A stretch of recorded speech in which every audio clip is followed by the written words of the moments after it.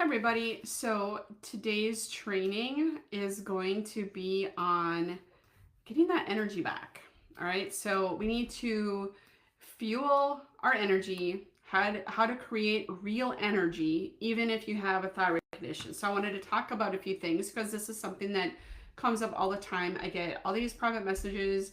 I get emails saying from people like you saying, what in the world? How can I overcome this? I'm struggling. I'm sick of this. I've done everything. Nothing I do makes a difference. So that's what we're going to talk about here today.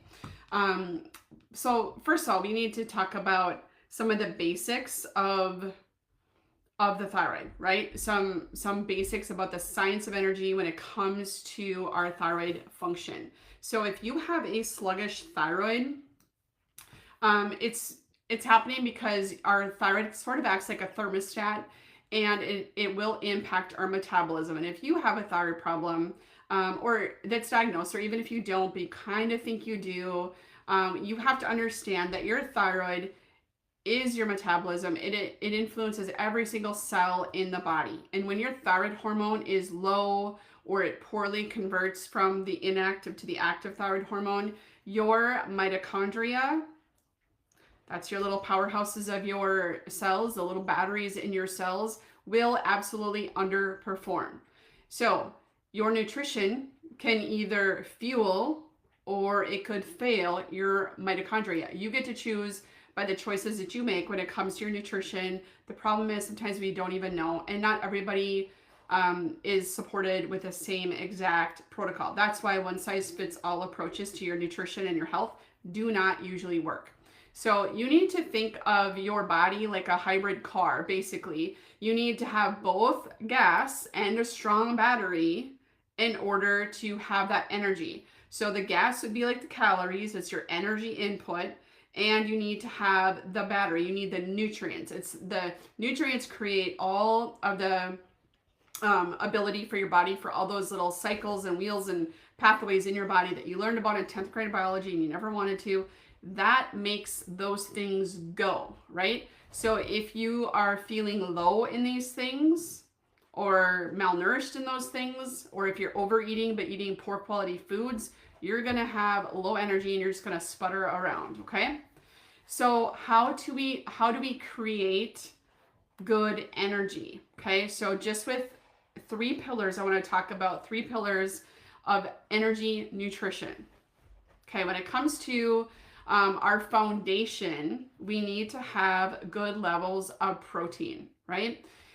This protein will help, among other things, will help convert our inactive to our active thyroid hormone. And it will also help us stabilize our blood sugar. It also helps us repair our tissues. It helps create hormones. It helps our bone health. It helps with absolutely everything. All right. So what we need to do is ideally we need to go for our ideal lean body weight. That's the weight that I will say and describe it as the weight that you've been at, that you feel good, you feel and function well at that weight without starving yourself or beating yourself up at the gym to stay there. You don't want to have to white knuckle your ability to stay at that weight. Okay, 1 second here. You need to think of your protein like a spark plug, all right? If you don't have spark plugs, your engine's not going to be rolling, right? So you're going to have fizzled out energy if that is the case. You got to eat the protein. So you're going to want to have, based on that ideal lean body weight, you want to have a minimum of 100 grams of protein per day. That's for maintaining the skeletal muscle that you currently have. And then you want to increase it, all right, to your ideal lean body weight. So you want to have at least 0.8 to 1 gram per pound of ideal lean body weight.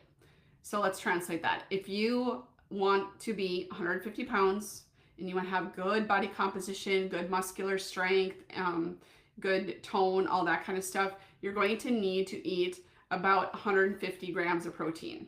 Okay, at sort of, not the max, but that's where I would shoot for. All right, so you can go maybe say 130 to 150 grams per day of protein to help all of that foundation, your energy, and help your body stabilize with that energy. So obviously some great options for that are going to be clean protein powders. If you need a protein powder recommendation that's clean, doesn't have a lot of junk, that actually works with your body, reach out to me. I have an awesome one. I've been using it for like 10, 11 years.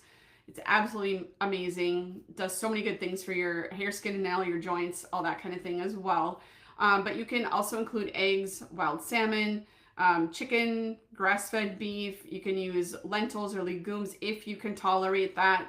And then, like I said, the protein powders. I love protein powders to use as, um, I don't know, supplement, not something that I like to use constantly every day, although you can. I think it is important for us to be able to chew our food, right? To actually eat real whole foods is going to be more beneficial long term. But don't be afraid to use a protein powder, especially when you're working on getting to that level of protein in your body that I just mentioned for your ideal goals. Okay. Second thing, this is the second pillar. First one was protein. That's your foundation. The second thing is your blood sugar balance. You need to balance your blood sugar so you do not have those energy crashes. A lot of times it is indicated that if you have a, when you wake up in the morning, you feel tired and you're just like, ugh, I don't know if I can make it through the day. That right there is a sign that you have some blood sugar imbalance. There's some dysregulation happening there, even if you're not diagnosed diabetic, right? So you need to address that, dial that in. I have a great program, if I do so myself, to help people with this. You will be able to balance out your glucose and start to improve your insulin sensitivity. You'll start to lose weight. All of the things will come into play when you get that going, not to mention your energy. So you can have these spikes and crashes with your blood sugar when you're not eating properly. For you, sometimes it happens even when eating healthy foods. So if you don't know, and you don't know how to make the changes, and you can just go on wondering what is wrong with you and why can't you have the energy, why aren't you losing weight, all of those kinds of things. So those spikes and those crashes will actually drain your adrenal glands, which helps with your cortisol production, and that will tank your thyroid hormone conversion. So then you're not taking that inactive thyroid hormone and converting it in to the more active one. So that is so important to get dialed in. Always pair your carb that you're eating with a protein or a fat or some combination. You don't want to have a naked carb. No naked carbs. That should be your motto. No naked carbs. Never eat just like a bag of chips or just a bowl of crackers or whatever. You need to have a protein or a fat with it. And then when you're going to choose different types of carbohydrates, whole food versions, you want to choose low glycemic as much as possible. And if you do a higher glycemic version of carbohydrates, just make it a smaller amount. You don't need 3 cups of rice. You can do with, half a cup. Choose low glycemic carbs like sweet potatoes, berries, quinoa works for some people. If you tolerate the legumes, again, go ahead and add those. But then all kinds of vegetables, right? All kinds of salad type vegetables are going to be really important for getting in the fiber, getting in the antioxidants, and it will help your glucose control. And then also try to time your meals so you're eating breakfast, lunch, and dinner. And if you need a snack to get you through, absolutely do that. But make sure you have the proteins, the fats, and the fibers, the carbohydrates to go with it. All right. Try not to eat just one macronutrient. Try to make that combination so you start to be more level and that you have a nice curve like this in your blood sugar rather than a spike and a dip. Okay. You don't want that dramatic effect. So this, or you would be able to know this if you are in my continuous glucose monitor program. Highly recommend. Like I said, if I do say so myself, there's lots of education and resources in there. You get 2 calls per month, live training calls per month in that group, and you can opt in for one-on-one calls to help dial in your data analysis and make specific plans for you to help you with your goals, whether it's energy, weight loss, getting rid of insulin resistance or pre-diabetes, things like that. That can all be taken care of in there. All right. So reach out if you have questions, or you could comment below. Actually, just comment CGM and then I will reach out with you with more information should that be something you want to dive into. All right. And if you have Blue Cross Blue Shield Minnesota or the Federal Employee Plan or the Blue Card program, there's a really high likelihood that the one-on-ones would be covered by your insurance with me. So we can talk about that as well.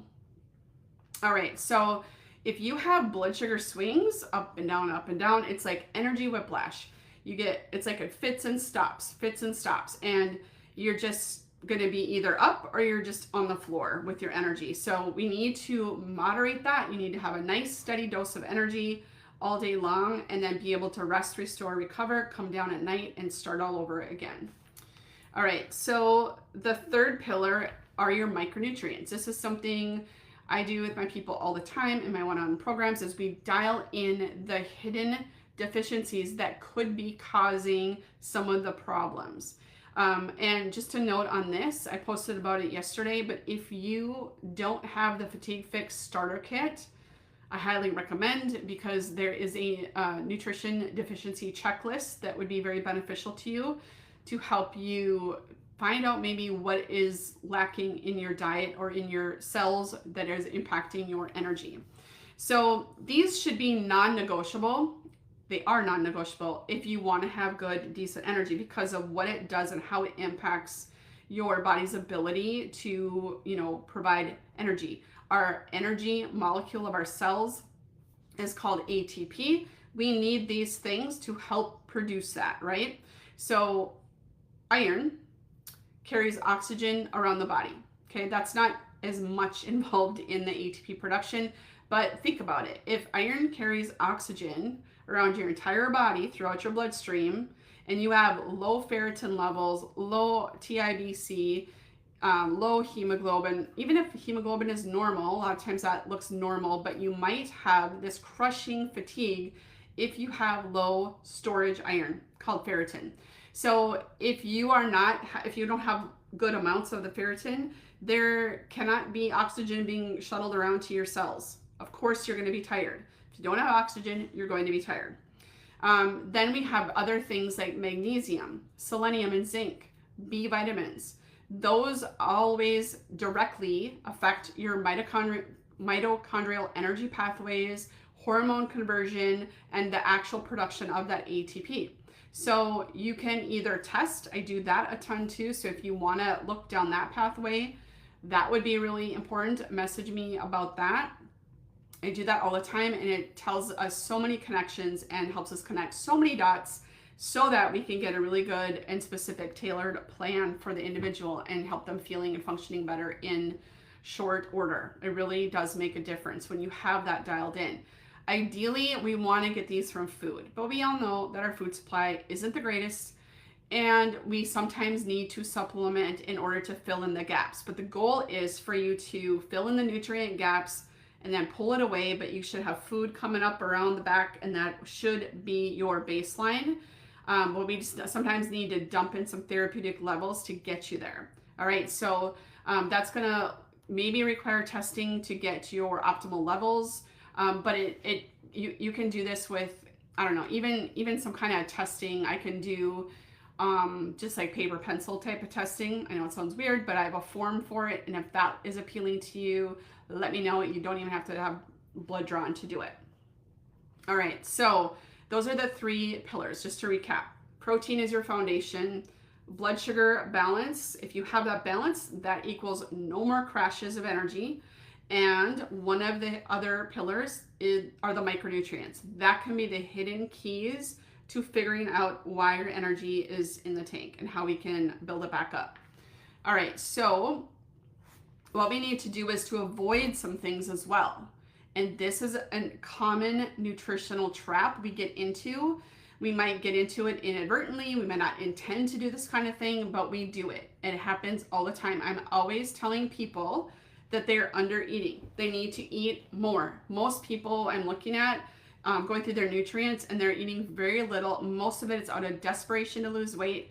Most of it's because they have a thyroid imbalance or other hormone imbalance, and it is causing It's causing issues. It's downshifting their metabolism. It's causing them to be tired, and it is doing nothing to actually get you to your goals. So we need to shut off the whole idea of having low calorie diets just so we can lose the weight. And then that's especially happening with those taking peptide injections for weight loss. And they're totally not eating enough, and they're causing more and more of a problem if they're not getting their nutrition dialed in. I can help with that. I do that all the time with people that are on those medications as well. Don't skip meals or fast too early in your healing phase. If you are not stable, if you're not resilient, if you don't have all of those things kind of dialed in, this is not the time to fast like crazy, or fast every single day, or fast for 48 hours or whatever it is. Don't do that if you don't feel balanced and level. If you're already tired, that's going to just cause more problems for you if you continue to do it, especially if you do it in a long-term way. All right, so that is something that you need to avoid. That is an energy trap right there. Don't over caffeinate, okay? Don't rely on the energy drinks. Don't overdo the coffee. What that does, it gives you false energy. It spikes your cortisol. It jacks up your blood sugar. And then it causes more thyroid dysfunction and other hormonal balance. It's just a vicious circle. So get off of that and just try to, again, fuel your body with those 3 pillars I mentioned. And, have some coffee, but not too much. Don't rely on Red Bull at 3 p.m. You need to look at your diet and figure that out. I can help with that for sure, to help people have sustained energy throughout the day. That's kind of the basis of what a lot of my programs and plans will teach you. And then one other thing I want to touch base on with energy traps is getting into, or avoiding, I should say, inflammatory foods. That will look a little different for everybody. Everybody has a little different response to different types of foods, but generally the big players in inflammation that wreak havoc on your energy are going to be gluten, dairy for some, sugar for most, sugar for all really, and just highly ultra processed food based diet. So if you barely cook a meal at home, or if you only cook out of a box or a package or whatever and use the microwave for all your meals, chances are you have a lot of inflammation that is just bogging all the systems down. Okay, so we need to start getting back to basics with our foods, getting into more whole food eating, and you can baby step that, right? You don't have to start with this perfect plan and only eat home cooked meals and only grow your own food and all that kind of stuff, but you can start. If you eat out 5 times a week, maybe try eating out 3 times a week. Just start with something and make it better.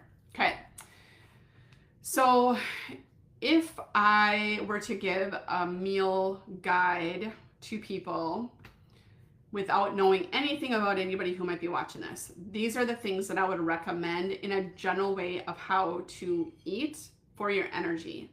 Okay, so I would, for sure, like I mentioned a few times now, breakfast, lunch, and dinner, and I'm going to prioritize protein.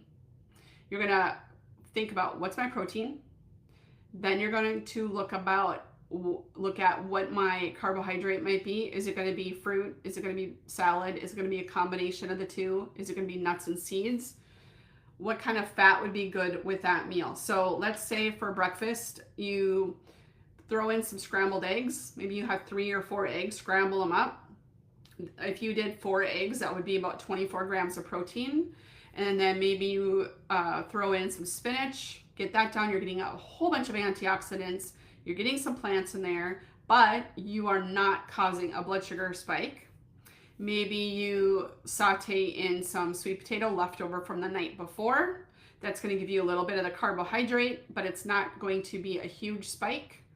And then maybe you round it out with some strawberries or raspberries. Those have a low glycemic index. It's only going to contribute to your health because it's giving you fiber and it's giving you antioxidants. So it's going to help support your body. It's going to give to your body rather than take away.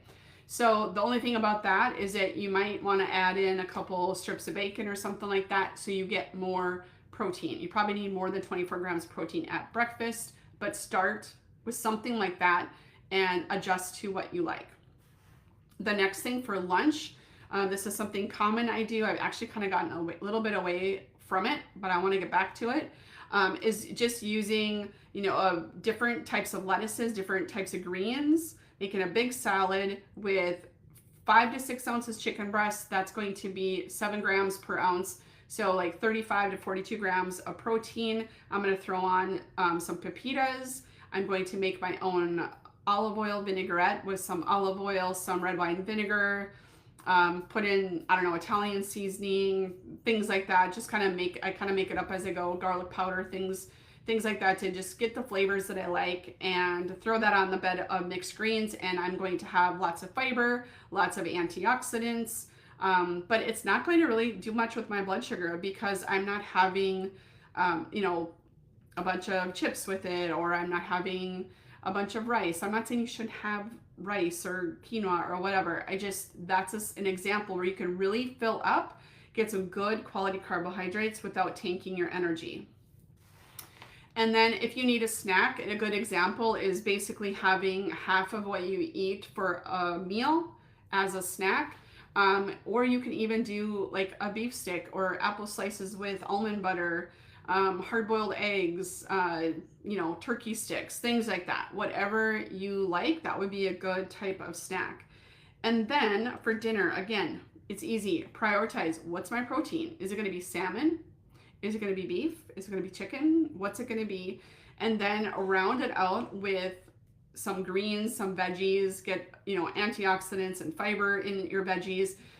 And then you would want to make sure you have a good healthy fat with it. So will it be the fat that's potentially in the meat? Will it be the fat that you make, like maybe you drizzle some butter over the steamed broccoli or something like that? If you want, you can add a root vegetable there too. Roast some potatoes or parsnips or carrots or whatever. You will get good carbohydrates from that, and it will help you manage your energy. I guarantee that if you eat like this, unless you have some crazy food allergies and things, if you are just trying to get back to basics and get your energy back with nutrition, if you do this, you are going to feel and function a whole lot different within a couple weeks. You definitely will feel it. And ideally, you're not going to eat before bedtime. You're going to have your dinner, and that's going to be it for the most part. If you have a snack once in a while, if you go out for ice cream, if you want to have Netflix and popcorn or something like that, that can happen periodically. But as you're healing and getting healthier, that might set you back a little bit. So just be mindful of that. And a lot of the eating that people do at nighttime is truly a habit. It's boredom, it's filling the void or whatever. Just try and see, because you will have better energy the next morning. You'll have better control of your diet in general. Okay, so that's what I wanted to talk about today. Like I said, I want you to comment CGM in the comments if you would like to know more about my continuous glucose monitor program. It's called the Glucose Reset, and there are many options. And as I mentioned, if you do have one of those versions of Blue Cross Blue Shield health insurance, you're likely going to be able to have those one-on-ones covered with insurance if you want to dive deeper into the results on your continuous glucose monitor. But let me know, because people are having really good results. They're learning a ton about how food affects them, so they can eat with and for their health and their energy versus, working against it. And sometimes people are doing things that they think are healthy, and it's actually backfiring on them. So I highly recommend that you check that out. Let me give you the information on that. I would love to share that with you and help you on that. So, all right, so that's all today for this training, and I will be back next week with another one, and hopefully everybody's doing awesome, and we'll see you soon. All right, thanks. Bye-bye. So you need